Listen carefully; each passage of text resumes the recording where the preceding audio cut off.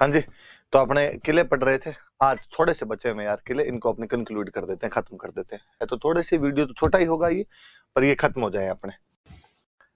एक किला है चोमू का किला। तो मैं एक तो इसके नाम पे मैं जाऊं, यदि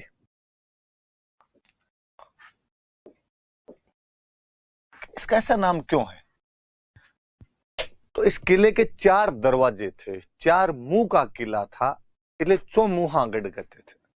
और चौमुहागढ़ चौमुहागढ़ करते करते हमने धीरे धीरे इसका नाम क्या कर दिया, चोमू कर दिया।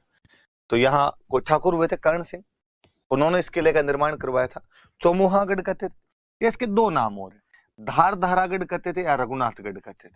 कोई ये पूछ लेगा भाई, ये नाम याद रखना कि किस किले को धार धारागढ़ या रघुनाथगढ़ के नाम से भी जाना जाता था, तो चौमू का किला है।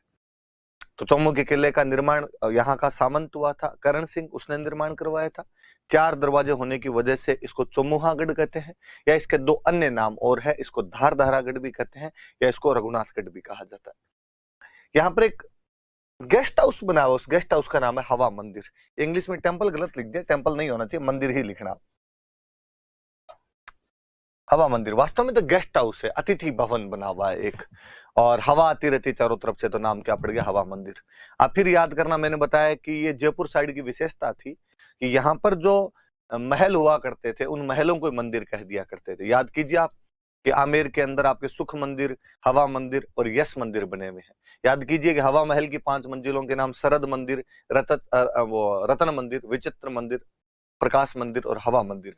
और शरद मंदिर पर ही एक पोर्शन और है जिसको हम प्रताप मंदिर कहते हैं। एग्जैक्टली कुछ ऐसा ही यहाँ पर भी जो बने हुए हैं उनको आपने क्या कहा जाता है, तो इनको आपने ये हवा मंदिर बना हुआ है यहाँ पे। तो हवा मंदिर क्या है वास्तव में, यहाँ पे तो एक गेस्ट हाउस है, हवा मंदिर वो बना हुआ है। चौमू किले के बारे में 2-4 ही बात है, कोई बातें भी नहीं है ज्यादा, आगे पढ़ लेते हैं। ये देख लेना भैया, मांडलगढ़ तो कल हो गया था अपने ना, मांडलगढ़ तो कल मैंने पढ़ा ही दिया था, वापस लिखा हुआ देख लेना। भीलवाड़ा के अंदर है, और चांदना गुर्जर ने मांडिया भील की याद में किले का निर्माण करवाया था। हल्दी घाटी उससे पहले मान सिंह इस किले में रुका था। मंडल आकृति में बना हुआ है। उंडेश्वर महादेव का मंदिर है, शीतला माता का मंदिर है, सागर सागरी जलाशय। ये बात मैं बताता ही हूँ आपको, कल भी मैंने बताई थी कि मांडलगढ़ में सांगा की छतरी है, किले में नहीं, किले से बाहर है। कोई बात नहीं, दोबारा आ गया है किला। मांडलगढ़ का किला देख लेना भैया। शेरगढ़ किला 12, ये देखना आप, परवन नदी के किनारे बना हुआ। एक तो इस नदी का नाम याद रखना, कोई पूछ ले कि भाई शेरगढ़ का किला जो 12 है वो कौन सी नदी किनारे, तो परवन नदी किनारे कोसवर्धनगढ़ कहा जाता है। कहते हैं कि कोसवर्धन नाम की पहाड़ी थी यहाँ पे, उस पहाड़ी पर बना हुआ था, इसलिए नाम कोसवर्धनगढ़ है।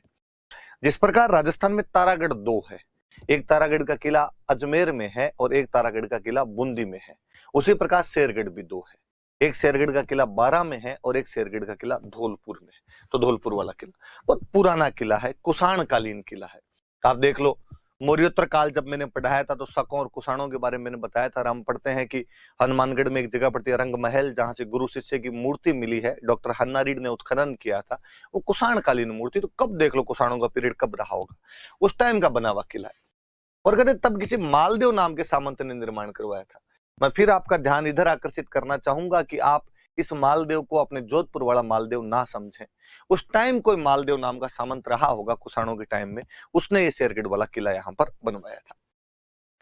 कहते शेरशाह सूरी ने इसका नाम बदलकर शेरगढ़ कर दिया था। शेरशाह सूरी ने कोई अटैक किया, यहाँ पे कब्जा किया, और कब्जा करके इसका नाम क्या कर दिया था, शेरगढ़ नाम कर दिया था इसका। सैयद हुसैन की दरगाह है, आपको वापस एक साथ सारी दरगाहें याद कर लेनी चाहिए। जब हम पढ़ते हैं कि गागरोन के किले में संत हमीदुद्दीन की दरगाह है, रणथंभौर के किले में पीर सदरुद्दीन की दरगाह है, जोधपुर के किले में भूरे खान की मजार है, तारागढ़ अजमेर वाले के अंदर मीरान साहब की दरगाह है, जालोर वाले किले के अंदर मलिक शाह की दरगाह है। एग्जैक्टली कुछ ऐसा ही धौलपुर के किले में सैयद हुसैन की दरगाह है। इसमें एक तोप है जिसका नाम है हुनहुकार। आप वापस तोपें याद करेंगे तो जोधपुर के किले के अंदर आपके किलकिला, भवानी, शंभू बाण, गजनी खां, नुसरत, गज्जक और गुब्बारा। जयगढ़ आमेर में हम पढ़ रहे थे कि यहाँ पे जयबाण तोप थी। हम बूंदी में पढ़ रहे थे कि वहां पे गर्भ गुंजन तोप थी। हम पढ़ रहे थे कि कड़क बिजली और धूल धानी यहाँ से भीम सिंह उठा के ले गया था। उसी प्रकार इस किले में तोप का नाम है हुनहुकार तोप है। तो नाम ही हुनहुकार थोड़ा यूं अलग सा लगता है। बाबर अपनी आत्मकथा में लिखता है कि धौलपुर के अंदर कमल बाग नाम की कोई जगह थी, कमल बाग नाम की जगह थी। अब तो हालांकि नहीं है ऐसी कोई जगह, लेकिन बाबर कहता है कि उस टाइम थी। और हम पढ़ते भी हैं कि बाबर ने इस इलाके में कब्जा भी किया था। हम पढ़ते हैं बयाना का तो युद्ध ही सांगा बाबर से इसी बात पे लड़ता है कि वो मेहंदी ख्वाजा को दे दिया था उसने। तो यहाँ पर उस क्षेत्र में रहा तो वो लिखता है कि वो कमल बाग था, तो पहले रहा होगा किसी टाइम के अंदर कमल बाग यहाँ पे। एक बात और किले के अंदर नहीं है, पर इसके साथ यूं पढ़ा दी गई कि ताकि आपके याद रहे कि धौलपुर के अंदर एक घंटा घर बना हुआ है, धौलपुर में क्लॉक टावर बना हुआ है, निहाल टावर नाम है उसका। और हम कहते हैं कि वो भारत का सबसे बड़ा घंटा घर है, भारत का सबसे बड़ा क्लॉक टावर है धौलपुर का निहाल टावर, भारत का सबसे बड़ा घंटा घर है।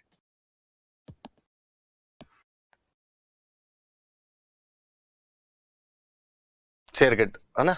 मैं एक और बात बताना चाहूँ, इसमें नहीं लिखी हुई है कि धौलपुर में तोप का नाम था हुन हुंकार। तब मुझे याद आता है कि यार धौलपुर वाले थोड़े नाम वाम में से रखते थे। देखो तोप का नाम तो है हुन हुंकार, धौलपुर में सिक्के चलते थे, उन सिक्कों का नाम था तमंचा शाही। मुझे लगता है यार चंबल वाले बीहड़ में तमंचे भी डिस्को ज्यादा होता है, इसलिए सिक्के का नाम भी उन लोगों ने तमंचा शाही कर लिया था। जैसे हम पढ़ते हैं कि आमेर के सिक्कों को झाड़ शाही सिक्के कहते हैं, उसी प्रकार जो धौलपुर के सिक्के थे इनको क्या कहते थे, तो तमंचा शाही सिक्के कहा जाता था। थोड़ा अलग सा नाम है, तो याद रखना इस बात को।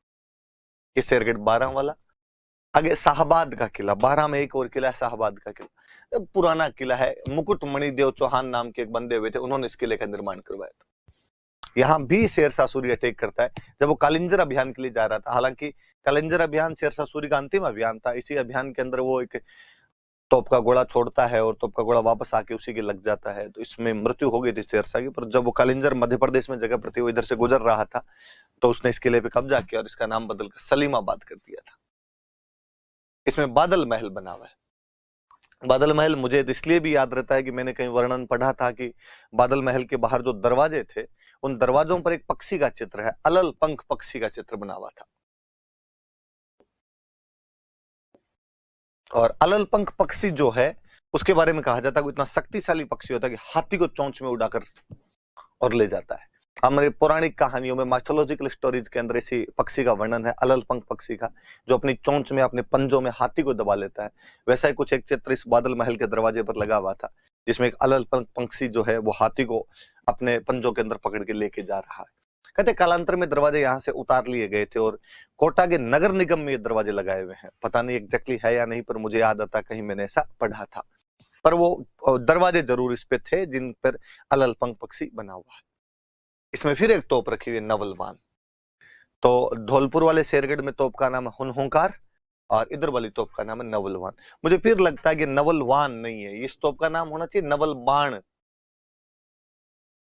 जैसे जय सिंह की तोप थी तो जय बाण, तो नवल सिंह की तोप है तो नवल बाण। लेकिन वो नाम अपभ्रंश होते हैं, धीरे धीरे भाषाएं रूप बदलती है अपना, तो नवलवान कर दिया गया इसका नाम। ये भाई आपके किला, कोटा का किला कल पढ़ाई दिया था मैंने, आपकी बातें तो वही है शायद कि जयतर सिंह ने गुलाब महल बनवाया था यहाँ पे, माधो सिंह ने कालांतर में यहीं पे कोटा का किला बनवा दिया था। तोड़ कहता है कि आगरा किले के बाद इसका परकोटा सबसे बड़ा है। कल एक बात मैंने और बताई थी कि चंबल के किनारे, चंबल के किनारे बना हुआ, बातें पढ़ ली थी। भैंसरोडगढ़ भी कल पढ़ ही लिया था आपने।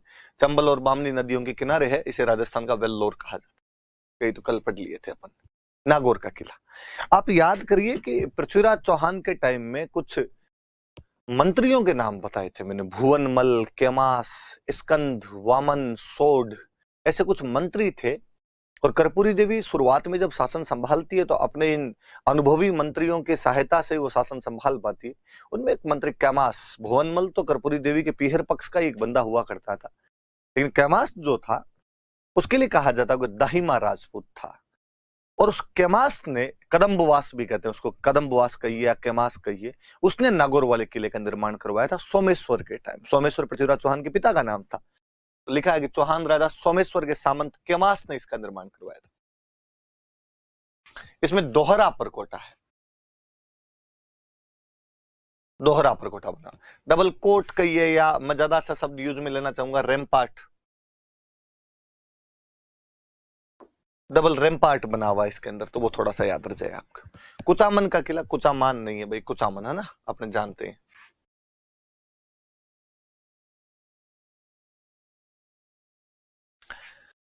कहा जाता है कि किले या तो बनवाए सामंतों ने या बनवाए राजा ने।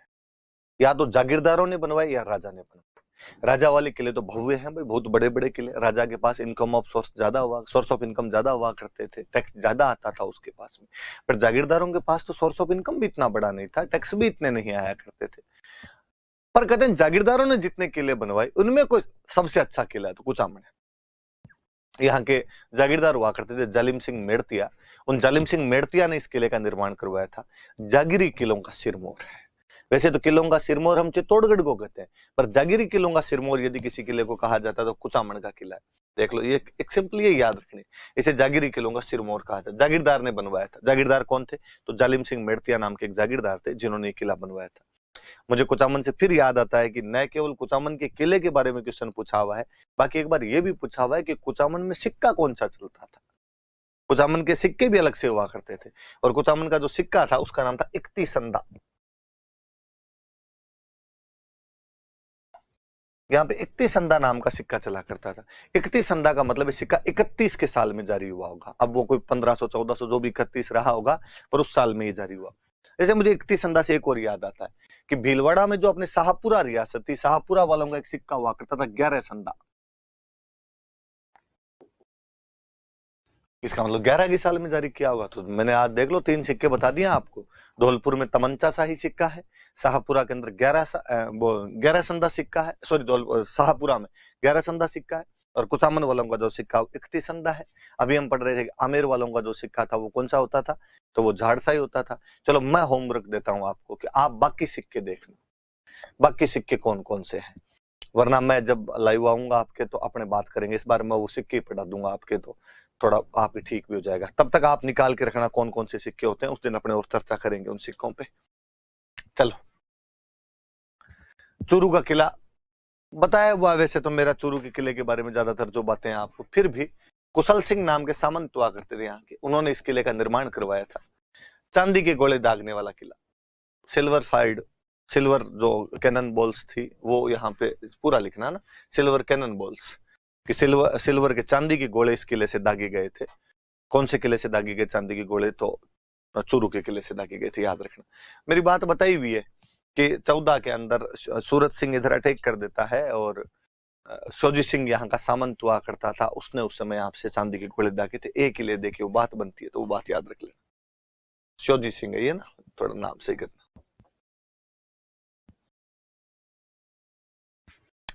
कहते अंग्रेज साथ में आए थे इस युद्ध में सूरत सिंह के, तो किसी कवि ने दोहा ही कहा कि बिक्को फिक्को पड़ गए और बन गोरा हम गिर, चांदी गोला चालिया आ चूरू रुई तासीर।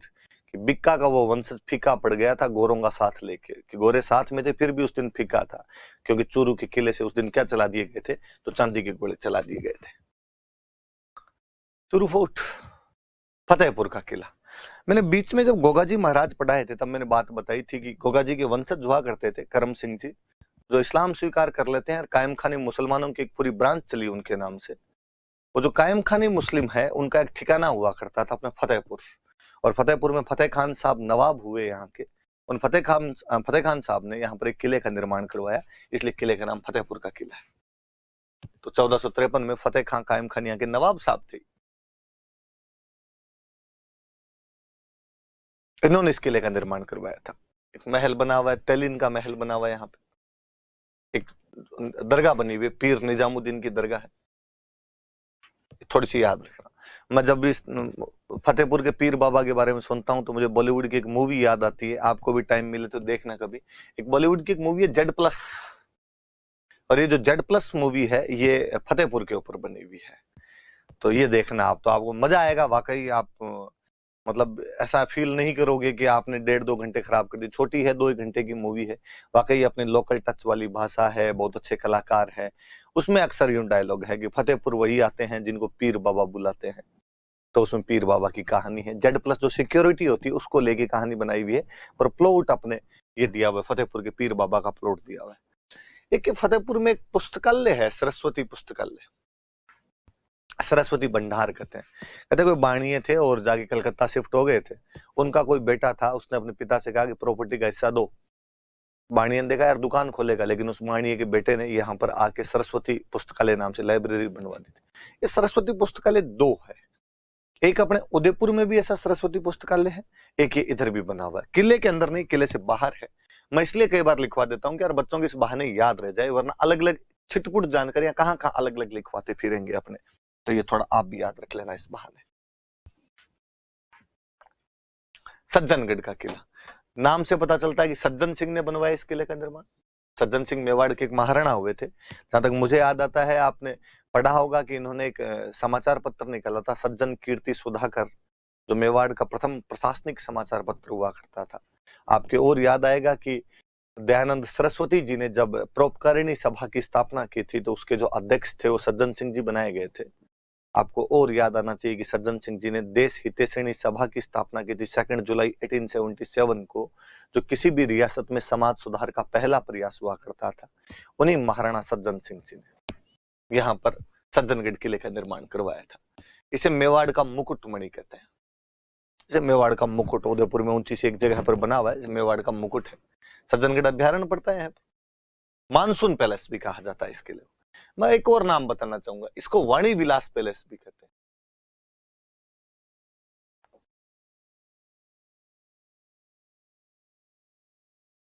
वाणी विलास पैलेस भी कहा जाता है इसको। प्यारा बना हुआ है, खूब अच्छा भी है। तिमनगढ़ का किला, करौली के अंदर तिमनगढ़ नाम की जगह है। आपको याद आएगा कि हमने पढ़ा था कि करौली में तिमनपाल नाम का राजा हुआ था, जिसने यहाँ पर तिमनगढ़ को अपनी राजधानी बनाया था। तो उस तिमनपाल ने यहाँ पर जो किला बनाया, उस किले का नाम तिमनगढ़ हो गया। करौली जिले के अंदर स्थित है। यहाँ पर एक कुआं बना हुआ है, थोड़ा याद रखने वाला ये है कि ननद भोजाई का कुआं, थोड़ा अलग सा नाम है। तो जैसे सास बहू का मंदिर जैसे बातें पढ़ते हैं, तो यहाँ पे कुआं बना हुआ, तो उस कुएं का नाम क्या है? ननद भोजाई का कुआं है। तो कहाँ पर है ननद भोजाई का कुआं? तो कहाँ बना हुआ है? तो तिमनगढ़ के अंदर बना हुआ है। मैं अक्सर ऑफलाइन क्लास में जब बच्चों को पढ़ाता हूँ तो कहता रहता हूँ कि यार यहाँ पे तो कोई महिला खड़ी होकर वो भी गीत नहीं गा सकती कि कुएं पर एकली, क्योंकि एकली तो जा ही नहीं सकती, ननद भोजाई दोनों को साथ जाना पड़े, वरना अकेली जा नहीं पाओ आप। तो ननद भोजाई का कुआं है। दौसा में एक किला बना हुआ है, देवगिरी पहाड़ी पर। दौसा कछवाहा शासकों की प्रारंभिक राजधानी थी। हम पढ़ते हैं कि दुल्हे राय बड़गुर्जर राजपूतों को हराकर यहाँ पर कब्जा करता है। मैं दौसा किले के बारे में एक और बात बताना चाहूँ। दौसा का किला छाजले की आकृति में बना हुआ है। छाजले की, या कई लोग इसको सूप भी बोलते हैं। छाजले क्या सूप की आकृति में बना हुआ है। जिनको नहीं पता होगा तो मैं बताऊं कि जो अनाज साफ करने के लिए जो छाजला होता है, तो गेहूं बाजरा वगैरह साफ करते हैं अपने उससे, तो जो छाजला होता है उस शेप के अंदर बना हुआ है दौसा वाला किला। तो छाजले की आकृति में कह दीजिए या सूप की आकृति में कह दीजिए, ये किला बना हुआ है। एक बड़ा जोरदार किला आया है, उंटाला का किला। उदयपुर के अंदर वल्लभनगर नाम की जगह है अब, तो किसी टाइम में इसको उंटाला कहा करते थे। यहाँ पर ये किला बना हुआ है। नीचे लिखा है इस किले को लेकर हरावल प्रतियोगिता हुई थी। बड़ी जोरदार सी एक बात है हरावल प्रतियोगिता की। मैं यदि बताऊं इस हरावल प्रतियोगिता की बात आपको, कि अमर सिंह प्रथम का टाइम था।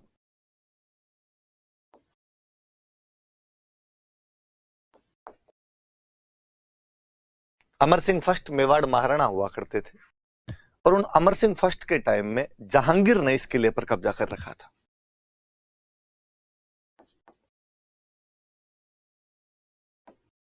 किले पर कब्जा किसका था? जहांगीर का। जहांगीर ने इस किले पर कब्जा कर रखा था। जहांगीर जब इस किले पर कब्जा किया हुआ था, तो अमर सिंह ने कहा यार किला छुड़वाना है अपने को वापस। उंटाला का किला। कौन से किले की बात कर रहे हैं? उंटाला किला। यार किला तो वापस छुड़वाया जाना चाहिए। तो सही बात है, किला छुड़वाते हैं, पर कैसे छुड़वाया जाए किला? तो आक्रमण करते हैं। तो मेवाड़ की तरफ से आक्रमण के अधिकार किसके पास में? तो सलुम्बर। मेवाड़ वाले हरावल के अंदर हमेशा कौन रहेगा? सलुम्बर वाले। तो सलुम्बर वालों का आगे भाई तैयारी करो।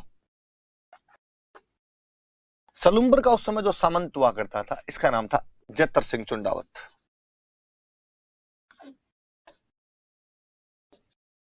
जतर सिंह चुंडावत कहा भाई जतर सिंह जी हरावल के अंदर आप रहेंगे, जाइए और जाके युद्ध कीजिए और उंटाला का किला छुड़वाइए।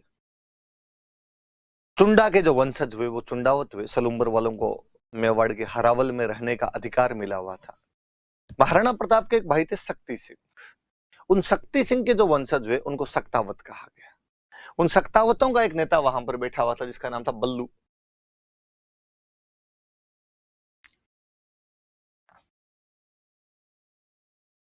बल्लू सक्तावत वहां पर बैठा हुआ था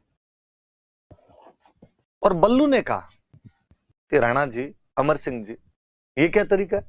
हर बार हरावल में सलुम्बर वाले क्यों जाए, हर बार हरावल में चुंडावती क्यों जाए, हमें मौका दो। कहते अब देखो, ये तो रीति नीति चली आ रही है चुंडा जी के टाइम से। चुंडा जी ने राज्य का त्याग किया था, तब कहा गया था कि मेवाड़ के हरावल के अंदर हमेशा चुंडावत रहेंगे, तो ये तब से रीति है, ये तो चेंज नहीं की जा सकती। उन्होंने कहा क्यों? अब चुंडावत बहादुर होते हैं, ये जाएंगे।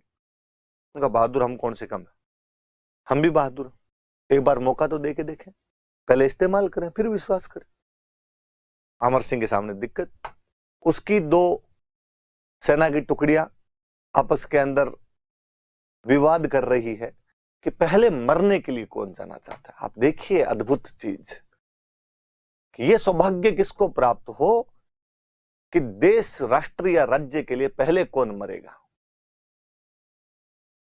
चुंडावत कहें कि हमारा अधिकार है, आज दिन तक जब हम मरते हैं तो अब भी हमें मरने का अधिकार मिलना चाहिए, हमें लड़ने का अधिकार होना चाहिए। सक्तावत कहें कि हम कौन से बहादुर कम है, हमें मौका दो, हम बता देंगे कि हम भी वैसे ही बहादुरी से लड़ते हैं। तो अमर सिंह जी ने कहा कि चलो ठीक है, तुम दोनों अटैक करो, चुंडावतों की एक टुकड़ी अटैक करेगी, एक सक्तावतों की टुकड़ी अटैक करेगी, अलग अलग छोर से अटैक किए जाए। एक छोर से चुंडावत अटैक करेंगे, एक छोर से सक्तावत अटैक करेंगे।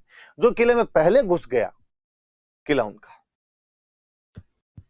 मुगलों की नफरी छोटी थी, जहांगीर की सेना बहुत कम थी उन दिनों के अंदर, स्वाभाविक था कि जीत तो लेंगे, उसमें तो कोई डाउट ही नहीं है। पहले कौन घुसेगा? सक्तावतों ने कहा कि हम गेट की तरफ से जाएंगे, गेट तोड़ के अंदर घुसेंगे, ठीक है। चुंडावतों ने कहा कि हम दीवार वाली साइड से जाएंगे, हम दीवार तोड़ के घुसेंगे। कहते हैं कि गेट की तरफ से जब सक्तावत गए, सक्तावतों का नेता था बल्लू, इसने कहा भाई गेट की तरफ से जाते हैं। तो अपने राजस्थान में जो किलों के गेट हुआ करते थे ना, उन गेट के आगे लोहे की सूड़े लगाई जाती थी, लोहे की भयंकर भयंकर किलें लगाई जाती थी। तो यार गेट के आगे तो किले हैं, ये गेट टूटेगा कैसे? तो ऐसे गेटों को तोड़ने का एक तरीका होता था, हाथियों को पिलाते थे दारू, शराब पिलाई जाती हाथियों को। वाकई हाथियों को शराब पिलाया करते थे, इसलिए हाथियों के साथ अक्सर एक शब्द जुड़ा ही रहता है, मदमस्त हाथी। हाथी मद में मस्ती हो जाया करता था। किसका? कृपाराम जी खिड़िया का दो आई आपने, मद छकियो गजराज, गहभरियो चाले मत है, कुकरिया बेकाज, रोवे भूसे क्यों राजिया। कि गर्व में भरावा मद से छकावा हाथी अपनी धुन में चलता रहता है, कुत्ते भगवान जाने उस हाथी को देखकर क्यों भौंकते रहते हैं। अक्सर जो हम हिंदी वाली वो कहावत बोलते हैं कि जब हाथी चलता है तो कुत्ते भौंकते हैं, उसका राजस्थानी वर्जन है कृपाराम जी का दोहा। आगे जब राज्य रे दोहे पढ़ेंगे तो मैं और बताऊंगा आपको इस बारे में। तो हाथियों को दारू पिला के और गेट के टक्कर मरवाते। हाथी पिया हुआ होता तो उन सूलों के जा के, किलों के जा के टक्कर मार दिया करता था, टक्कर मार देता तो गेट टूट जाया करता था, गेट टूट जाता तो अंदर घुस जाया करता। यहां लफड़ा हुआ, हाथी को शराब पिला के भगा के लाए, दूर से टक्कर मरवाई उसके, पर सूले किले इतनी तिखी थी उंटाला वाले किले की कि हाथी की दारू उतर गई एक में, और हाथी ने दूसरी टक्कर मारने से मना कर दिया। हाथी ने कहा नहीं भाई, अपने से तो टक्कर आज मरी जाए, निकल मरी जाए। सक्तावतों को लगा कि यार यदि टक्कर नहीं लगी तो गेट नहीं टूटेगा, गेट नहीं टूटा तो अंदर नहीं घुस पाएंगे, और अपने अंदर नहीं घुसे तो चुंडावत दीवार वाली साइड से घुस जाएंगे और अपने दिक्कत हो जानी है, फिर हरावल उनके पास ही रह जाएगी। वो बल्लू जो सक्तावतों का नेता था, उसने कहा हाथी से टक्कर मारेगा नहीं। हाथी को भगा के लाए, पर हाथी वहां आगे रुक जाए उन किलों को देख के। उसने कहा कि मैं इस गेट के आगे खड़ा हो जाता हूं, मैं इस गेट के आगे खड़ा हो जाऊंगा, आप मेरी पीठ पे टक्कर मरवाओ। हाथी मेरी पीठ पे टक्कर मारी देगा, यहां पे तो उसकी किलें लगेगी नहीं, तो साहब ये सूले आपके आर पार हो जाएगी। कहा हो जाएगी तो जाएगी, एक आदमी मर जाएगा, तुम तो अंदर घुसोगे। तो बहादुर रंगड़ आदमी बल्लू सक्तावत उसके आगे खड़ा हो जाता है, हाथी को टक्कर उस बल्लू के वहां पे पीठ पे लाके हाथी की टक्करें मरवाई जाती है। 2-3 टक्करों के अंदर हाथी गेट तो तोड़ देता है, पर बल्लू सुड़ों के बीच झूल गया था। पर क्या जुनूनी आदमी था कि उसे लगा कि यार यदि गेट टूट गया और अपने वाले अंदर घुस गए तो ये हरावल के अधिकार सक्तावतों को मिलेंगे। पीढ़ियों पीढ़ियों तक मेवाड़ की सेना जब भी लड़ने जाएगी तो सबसे पहले रण मरण का सौभाग्य जो प्राप्त होगा मेरे वंशजों को प्राप्त होगा, मेरे साथियों का प्राप्त होगा। कहानी दूसरे तरफ की ओर विचित्र है कि जब चुंडावतों को पता चला किस प्रकार से सक्तावट गेट तोड़ के अंदर घुसने वाले हैं। वो चुंडावतों का प्रमुख, वो चुंडावतों का मुखिया जत्र सिंह अपने साथियों को कहता है कि यदि वो घुस गए ना तो ऊपर जाके चुंडा जी को मुंह नहीं दिखा पाएंगे। क्या कहेंगे चुंडा जी को ऊपर जाके कि यार आपको जो हरावल का अधिकार मिला था, आपके वंशज इतने निर्बल निकले कि उनके हाथ से सक्तावतों ने ये चीज छीन ली, तो साहब क्या किया जाए, वो तो घुसने वाले हैं। उसने अपने साथी से कहा कि तू मेरा सिर काट के अंदर फेंक दे। पहले अंदर कौन जाना चाहिए, पहले मेरा सिर जाएगा अंदर, काट के अंदर फेंक दिया जाए, बाद में तुम घुस जाना। टूटने वाली है दीवार, बस अपने अंदर घुस ही जाएंगे सारे। अरे क्या पता इतने में हो सकता हो तो घुस जाएंगे। साथी ने जत्र सिंह का सिर काटा, सिर काट के उसके अंदर फेंक दिया किले के अंदर। कहते हैं पहले सकता हो तो घुसे थे, गेट तोड़ के अंदर घुस जाते हैं और यस हम आ गए, हम जीत गए। जत्र सिंह चुंडावत की मुंडी मुंडी पड़ी थी, शायद उसकी आंखें यही कह रही होगी कि ध्यान किधर है, तेरा हीरो इधर है। चुंडावत एक बार फिर किले के अंदर पहले घुस चुके थे। नजर न पूगी उन जग्यान गोड़ो पड़ियो न आए, पावाशू पहली घणों ने सिर पड़ियो गड़ जाए। कि नजर न पूगी उन जगह, जहां तक अभी तक नजरें भी नहीं पहुंची थी, गोड़ो पड़ियो न आए, जहां तक अभी तक तोपों के गोले भी नहीं पहुंच पाए थे। पावाशू पहली घणों, पैरों से भी बहुत पहले, सिर पड़ियो गड़ जाए। उस योद्धा ने, उस बहादुर ने अपना सिर कटवा के गड्ढे के अंदर फेंक दिया था। ऐसे जुन्नी लोग थे तब तोड़ लिखता है। जब राजस्थान से ज्यादा बहादुर लोग नहीं देखे हैं। किन बातों के लिए, किन चीजों के लिए मरना कितना सरल कर दिया था उन लोगों ने।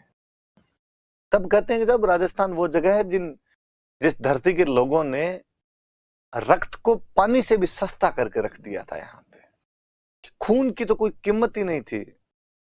हर आदमी किसी बात के लिए कभी मरने के लिए, लड़ने के लिए तैयार हो जाया करता था। आपसे कोई पूछेगा कि वह किला कौन सा है जहां पर हरावल को लेकर लोग लड़ पड़े थे, वो ऊंटाला का किला है।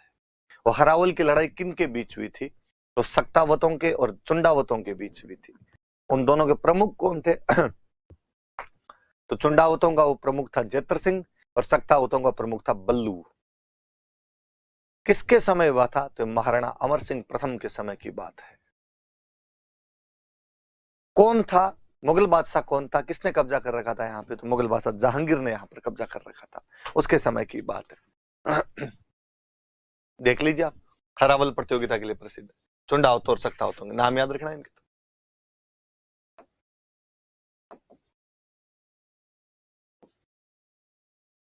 अमर सिंह ने जब इस घटना को सुना तो उसने कहा कि भले ही सक्तावत पहले पहुंच गए हों, लेकिन फिर भी चुंडावतों का ये योगदान भी कम कहां है कि जत्र सिंह खुद अपना सर कटवा के अंदर फेंक देता है। उस बल्लू और जत्र सिंह को याद किया जाता है इस घटना के लिए, पर हरावल उसके बाद भी चुंडावतों के पास रही थी। लिखा है मोहनगढ़ का किला जैसलमेर के अंदर, ये भारत का अंतिम किला था। तो 45-46 के अंदर ये किला बना था। जैसलमेर का राजा जवाहर सिंह था, उसके टाइम 45-46 में किला बनाया गया था। स्वाभाविक सी बात है कि 45-46 में जब ये किला बना और 47 में देश आजाद हो गया था, तो 47 के बाद तो कौन ही किला बनवाता? तो भारत का अंतिम कोई किला तो मोहनगढ़ का किला है, या आपका नोट्स का भी अंतिम किला हो जाना चाहिए मोहनगढ़ का जो किला है। हालांकि मुझे एक और याद आता है जिसमें नहीं लिखा हुआ, नीमराणा फोर्ट, ये भी याद रखना थोड़ा, क्योंकि इसका एक अलग से नाम है। नीमराणा किला है तो इसको पंचमहल कहते थे, पंचमहल कहते थे। जैसे मेड़ता का किला है, तो मेड़ता किला मालदेव ने बनवाया था, तो इसको मालकोट कहते थे।